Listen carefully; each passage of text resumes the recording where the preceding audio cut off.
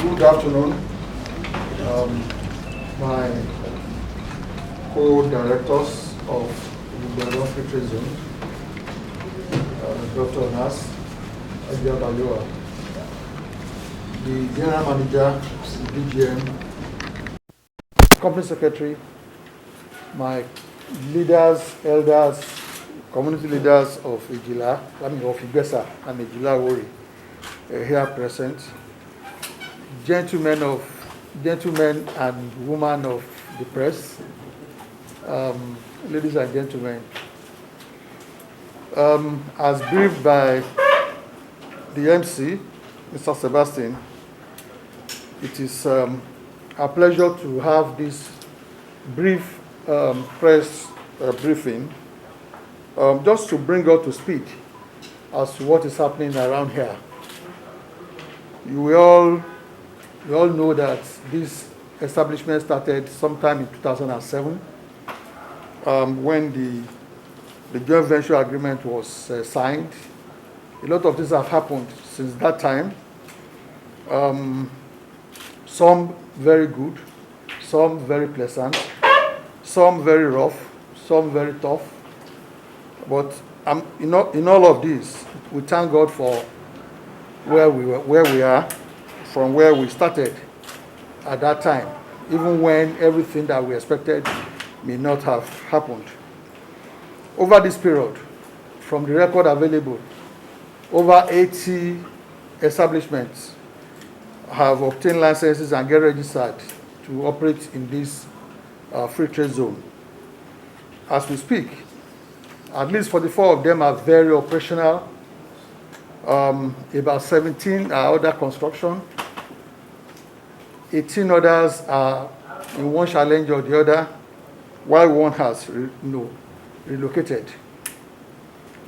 Also, in all of this, particularly in the last 4 years, the zone under the present management has witnessed some impressive outings.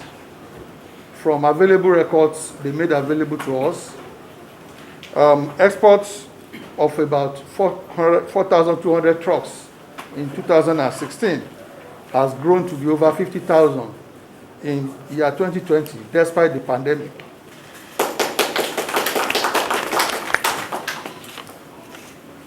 Custom duty payments, that is a fair reflection of the quantum of business, has grown over 300% between 2016 and 2019.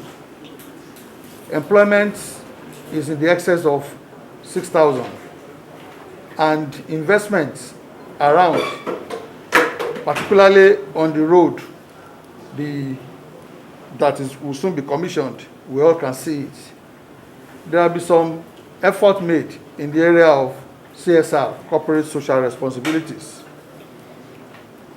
We discussed with them, and we know that some of these have been achieved amidst some remarkable challenges. There are those that is beyond any one of us, the pandemic and the general insecurity challenges that we have around us.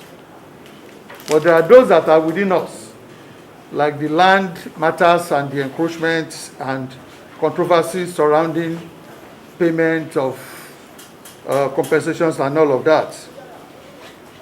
We have that. We have major road infrastructure challenges, particularly the Agbara Road that we all know. We have issues of interagency rivalry among the likes of customs and federal revenue services and some of those agencies. There are issues that has to do with toll collection around here that is making the cost of doing business to be a bit high than the average. Within all of this, in November 2019, the governor of Ogun State, Prince Dakwa nominated myself and Ajia Balewa onto the board. And therefore, the board is somehow reconstituted. And like the MC said, you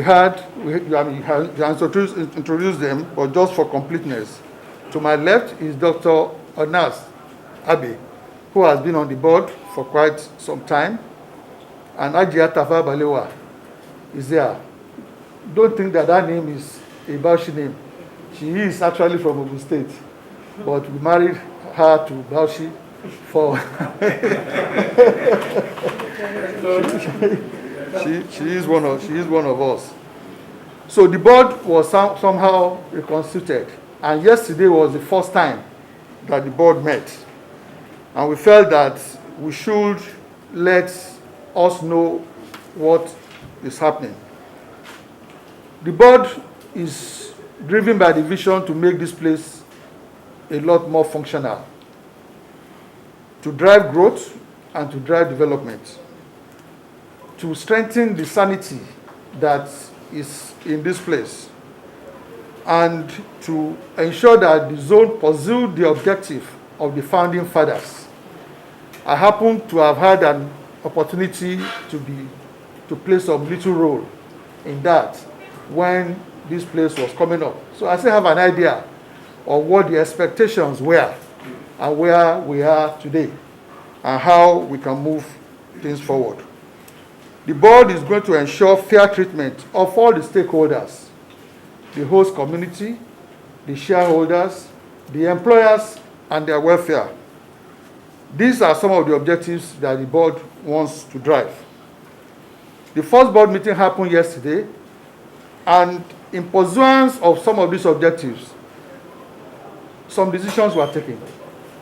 A few of them that is relevant to what we are doing here today is that we are going to effect necessary changes to the structure that we used to run, that we are running here, to reflect the laws of the land and reflect the joint venture agreement that we both signed. And in that regard, starting from practically immediately, we are going to create an office that will interface more with the community and with government and government-related matters.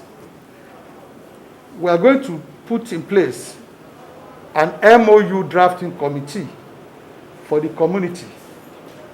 That committee will have 5 members from the community and landowners, 4 members from Ogun Guandong Free Trade Zone, including the enterprises, and 2 that will be discretionary to strengthen the committee. We expect that the committee will be inaugurated within the next 1 week or before the end of this month, and we further expect that before end of April, the draft MOU will be ready. We are working towards establishing a community social responsibility fund that will be used to pursue social responsibilities affairs of the company. We also expect that enterprises will be discussed with so that they can partake in this. And we're also going to start some work on that almost immediately. We are going to aggressively promote other possibilities and initiatives that will enhance the operation of this free trade zone, including initiatives like dry ports, parking lots, and such other possibilities that we believe will be necessary to promote and enhance the value of these investments.